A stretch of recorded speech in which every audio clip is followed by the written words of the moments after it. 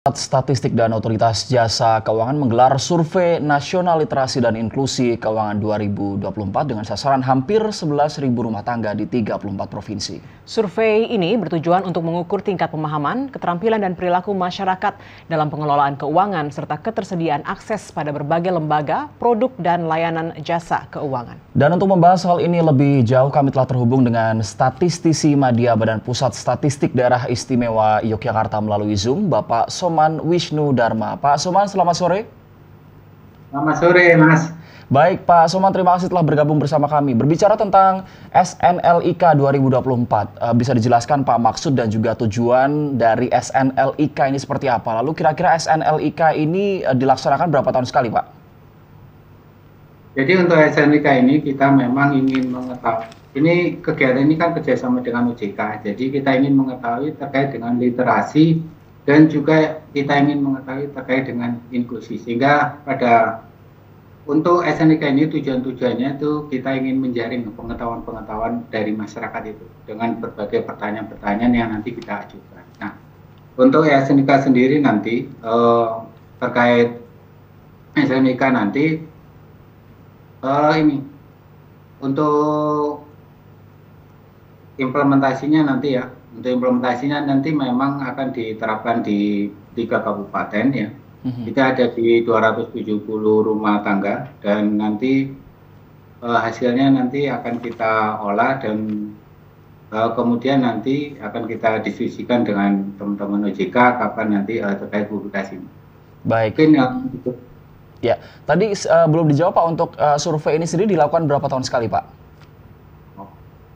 Untuk surveinya ini dilakukan 3 tahun sekali oleh OJK, tetapi untuk tahun ke depan ini kita masih menunggu dari OJK apakah nanti dilakukan selama setahun setiap tahun atau nanti tetap menjadi 3 tahunan. Nah, tentunya nanti terkait urgensi dari kegiatan SNLIK ini nanti dari teman-teman OJK. Ya, lantas Pak, ada berapa jumlah keluarga yang kemudian menjadi sasaran survei dari SNLIK ini, Pak? Jadi untuk di Jogja sendiri itu ada 270 rumah tangga, sementara untuk yang seluruh Indonesia itu ada 10.800 rumah tangga. Nah, untuk yang di Jogja itu tersebar di 3 kabupaten, yaitu di Sleman, Gunung Kidul, dan Kulon Progo. Nah, 3 kabupaten ini terdiri dari 25 kecamatan ya, tersebar di 25 kecamatan dan juga tersebar di 27 desa. Seperti itu, Mas. Ya, baik. Tadi Bapak menyebutkan ada 3 kabupaten ya Pak ya di daerah istimewa Yogyakarta. Ada pertimbangan khusus Pak mengenai apa yang kemudian menjadikan BPS dan juga OJK ini menjadikan 3 kabupaten tersebut sebagai sampel, dan kira-kira bisa disebutkan Pak 3 kabupaten tersebut apa saja di daerah istimewa Yogyakarta?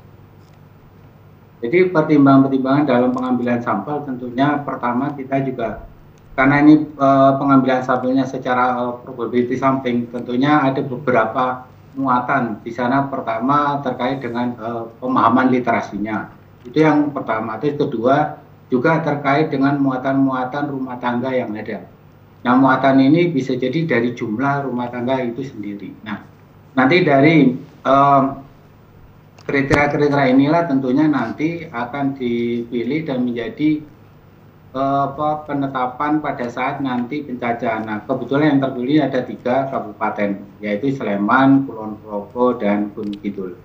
Nah, seperti itu untuk teknisnya. Baik Pak, terkait survei baik literasi maupun inklusi, begitu apa kemudian parameter yang digunakan Pak? Jadi untuk inklusi dan juga literasi itu ada beberapa parameter. Yang pertama terkait bagaimana dia mengetahui kegiatan-kegiatan perbankan, apakah perbankan secara konvensional, perbankan secara syariah. Nah, itu nanti di semua ditanyakan, mulai dari pinjaman online, juga keuangan mikro serta jasa keuangan yang lainnya. Nah, semua itu ditanyakan dari berbagai sisi kepada responden. Nah, di samping itu juga responden juga ditanya produk-produk apa saja yang dia sudah pergunakan ataupun dia juga ketahui. Nah, di dalam parameter itu juga ditanya bagaimana dia dalam mengelola keuangannya. Apakah kategorinya tinggi, sedang atau tidak. Sehingga dengan demikian kita bisa mengetahui bagaimana literasi dan juga inklusi dari rumah tangga itu terkait keuangan dan bagaimana mereka mengambil keputusan terkait keuangan yang ada di rumah tangga mereka. Iya, Pak, lantas untuk melakukan survei tersebut begitu, kriteria responden seperti apa yang dicari, Pak? Jadi untuk kriterianya, pertama ya, kita memang melakukan listing di wilayah kerja petugas, baru setelah dilakukan listing, kita memilih rumah tangga. Nah, dalam pemilihan rumah tangga itu tentunya tetap dilakukan secara acak ya, secara acak, dan setelah itu kita memilih anggota rumah tangga. Nah, anggota rumah tangga itu kita ada rentangnya antara umur 15 sampai dengan 79 tahun. Nah, nanti dari rentang itulah kita nanti akan memilih. Jadi misalkan ada rumah tangga itu 4 anggota rumah tangga ya, tetapi nanti yang dari 4 itu akan dipilih salah satu untuk mewakili keluarga tersebut.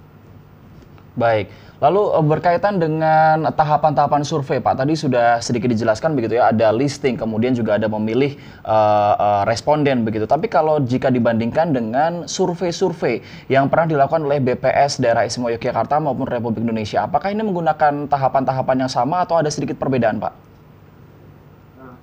Jadi pada pelaksanaan survei SNLIC ini memang secara umum SOP-nya hampir sama dengan kegiatan BPS yang lain, tetapi ada satu yang membedakan, yaitu pada kegiatan SNLIC ini dalam melakukan wawancara teman-teman itu sudah melakukan dengan KPI ya, jadi dengan gadget yang dimiliki oleh petugas, di mana di gadget itu kita tanam aplikasi namanya Fasik. Nah, aplikasi inilah nanti akan dipergunakan teman-teman dalam melakukan wawancara variabel-variabel apa yang ditanyakan, sehingga datanya langsung diperoleh dan langsung masuk di dalam server kita di BPS, sehingga nanti pengolahannya akan menjadi lebih cepat dan juga nanti waktu yang dibutuhkan juga akan semakin pendek ya. Jadi perbedaannya ada di situ, karena ada beberapa survei yang dilakukan BPS itu juga masih menggunakan kuesionernya. Di sini ada perbedaan yang kecil ya, tapi secara umum SOP-nya sama. Ya. Iya, Pak, terkait survei SNLIK ini, kemudian apa manfaat dari hasil survei SNLIK ini baik bagi pemerintah maupun masyarakat begitu, Pak? Jadi untuk pemerintah itu akan mengetahui nanti bagaimana tingkat literasi yang dimiliki oleh masyarakat, itu yang pertama. Terus yang kedua nanti juga akan bisa melihat keberadaan lembaga keuangan itu seberapa jauh bisa mempengaruhi masyarakat, dalam artian misalkan dalam melakukan sosialisasi atau dan sebagainya. Nah, sementara untuk masyarakat sendiri itu sangat bermanfaat bagaimana dia akan menggunakan produk-produk dari perbankan itu sendiri.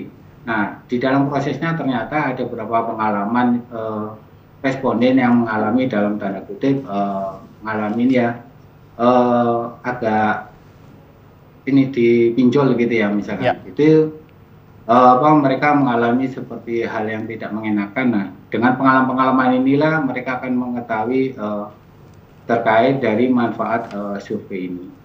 Baik, sedikit saja Pak Soman, tadi ada informasi juga bahwa optimis inklusi keuangan ini akan mencapai 90%. Kalau dari Pak Soman pribadi, optimis atau seperti apa, Pak?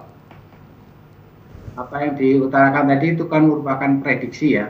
Jadi prediksi, sementara kami di BPS kita juga melakukan survei sendiri, tentunya juga tidak elok kalau kita juga melakukan menjawab dari prediksi itu. Nanti tentunya angka ini akan kita sajikan sesuai kenyataan yang ada, dan mengenai targetnya kita nanti lihat hasilnya seperti apa kan gitu. Jadi kita real saja nanti di lapangan. Baik, itu, Mas. Ya, baik, terima kasih Pak Soman Wisnu Dharma, statistisi Madya Badan Pusat Statistik Daerah Istimewa Yogyakarta yang sudah berbagi informasi pada sore hari ini.